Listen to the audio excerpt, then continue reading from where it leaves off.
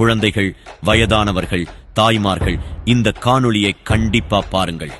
ஆசையா நம்ம பிள்ளைங்க படிச்சு பெரிய ஆளாகி நாளைக்கு நம்மள காப்பாத்துவாங்கன்னு 1000 கனவுகளோடு வசதி இல்லாவிட்டாலும் பிள்ளைகள் படிச்சா மட்டும் போதும்னு அரசு பள்ளியில் பிள்ளைகளை சேர்த்து படிக்க வைக்கிறாங்க.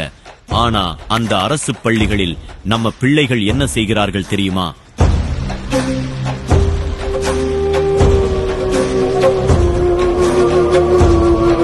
எப்போ மேடை ஏறினாலும் அரசு பள்ளி வறுமையின் அடையாளம் அல்ல, பெருமையின் அடையாளம் என்று வாய்கிழிய பொய் சொல்லுவாரு அமைச்சர் பொய்யாமொழி. அரசு பள்ளி என்பது வறுமையின் அடையாளம் அல்ல, பெருமையின் அடையாளம் என்பதை பள்ளியில் மாணவர்கள் கழிவறையை சுத்தம் பண்றதுதான் பெருமையா? பள்ளியில் மேல்கூரை இடிந்து மாணவர் தலையில் விழுகிறதே அதுதான் பெருமையா?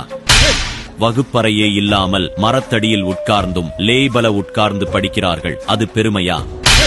வகுப்பறையில் மதுபானங்கள் குடிச்சுக்கிட்டும் போதைப் பொருட்கள் பயன்படுத்திக்கிட்டும் இருக்கிறார்களே அதுதான் பெருமையா?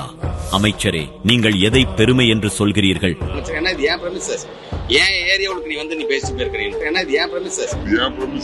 நீங்கள் இதுதான் என் இடம் என்று கூறுகிறீர்கள். ஆனால் இந்த சிக்கல்களும் பிரச்சனைகளும் நடப்பது உங்களிடத்தில்தான் என்பது உங்களுக்கு தெரியாதா? கடந்த ஆண்டு மாணவர்கள் கழிவறைகளை சுத்தம் செய்யும் காணொளி வெளியானது. அதற்கு பிறகும் எந்த நடவடிக்கையும் எடுக்கப்படவில்லை. அதன் விளைவே இதுபோன்ற கொடூர செயல்கள் மீண்டும் தொடர்கிறது. மாணவர்களுக்கும் மக்கள் நலனுக்கும் உங்கள் அமைச்சர் பொறுப்பை பயன்படுத்தி எந்த நன்மையையும் செய்ய முடியாத நீங்கள் இன்னும் ஏன் அமைச்சராக இருக்க வேண்டும்?